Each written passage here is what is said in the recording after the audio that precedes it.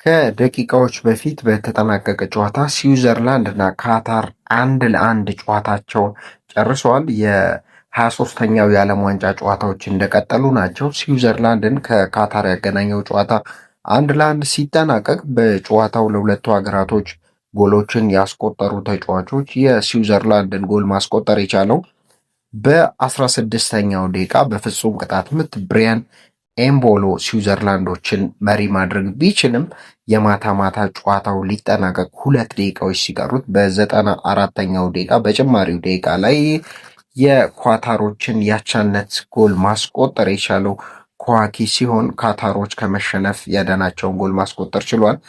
ካታሮች ለረጅም ደቂቃ እየተመሩ ቆይተው በመጨረሻ ሰዓት አስፈላጊ 1 ነጥብ ማግኘት ችለዋል።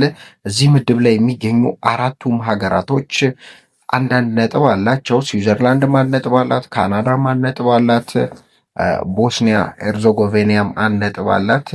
ሁሉም ሀገራቶች እዚህ ምድብ ላይ 1 ነጥብ ነው ያላቸው። አራቱም ሀገራት ዛሬ ካታሮች ከመሸነፍ ድነዋል ማለት ይቻላል። በጨዋታው ግን ስዊዘርላንዶች እጅግ በጣም የተሻለ እንቅስቃሴን ማድረግ ችሏል።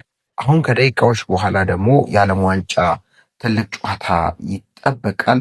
ብራዚልን ከአፍሪካ ተወካዩ ሞሮኮ የሚያገናኘው ጨዋታ አሁን በኢትዮጵያ ሰዓት አቆጣጠር ከሌሊቱ 7 ሰዓት ሲል ይጀምራል። ይህንንም ጨዋታ ከስር ከስር እየተከታተልን ወደ እናንተ የምናደርስ ይሆናል።